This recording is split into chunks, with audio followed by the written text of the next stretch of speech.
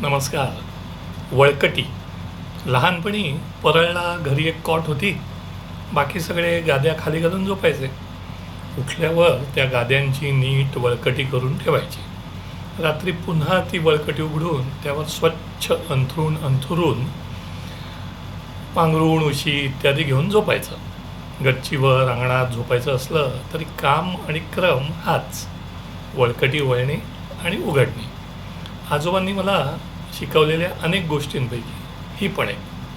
आत्ता लिहिताना जाणवलं, अंथरूण पाहून पाय पसरणे असा वाक्प्रचार आहे, पण हल्ली अंथरूण हा शब्द क्वचितच वापरला जातो.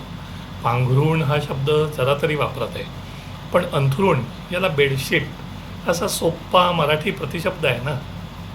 तर अनेक वर्ष बेडशीट असायची पांढरी शुभ्र. काही ना टोकाला निळी किंवा लाल मरून अशी रेष असे, पण उशीचा अभरा आणि बेडशीट दोन्ही शुभ्र पांढरे.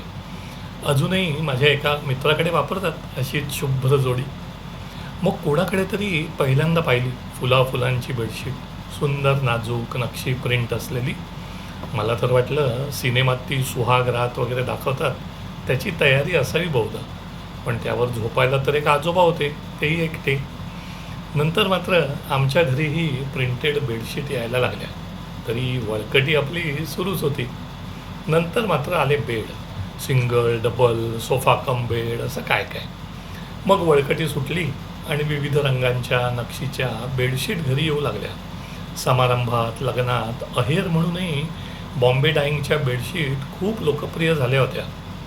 मग एका सुमुहूर्तावर माझं लग्न झालं आणि बायकोबरोबरच माझ्या जीवनात बेड स्प्रेडचा प्रवेश झाला. माझे सासरे जे स्कूलचे विद्यार्थी, कलाकार आणि उत्कृष्ट गृह सजावटकार. त्यांचं स्वतःचं घर आणि त्यातील घराची सजावट ही काळाच्या पुढे असे.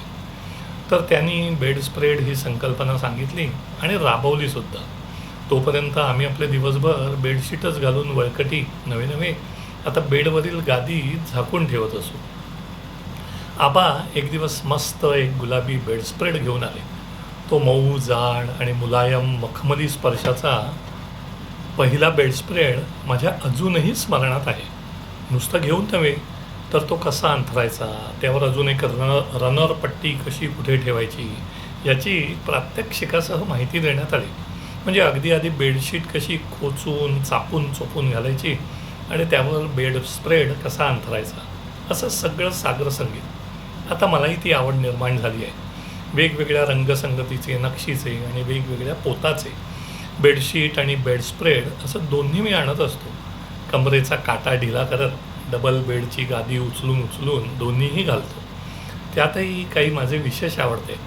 ते छानपैकी अंथरून झाले की एखादं मोठं पेंटिंग असावं असंच वाटतं मला, आणि मग मी त्याच्याकडे बघत न्याहाळत राहतो. दूर मला दिसत असते एक आजोबा नातवाची जोडी आणि एक गादीची वळकटी. मिजो असाच एक बिनवळकटीचा दिवस 2026. आजचा बोनस: माझ्या आवडत्या काही बेडशीट आणि बेडस्प्रेडचे फोटो. मी चांगला छायाचित्रकार नाही, क्षमस्व, पण त्यातली जी चेरी ब्लॉसमची बेडशीट आहे ती नीट एकही सुरकुती नसता घातली की अक्षरशः भव्य चित्र वाटतं. विश्वास आहे की वेगळ्याच विषयावरचा हा लघुलेख आणि बोनस तुम्हालाही आवडेल. नमस्कार.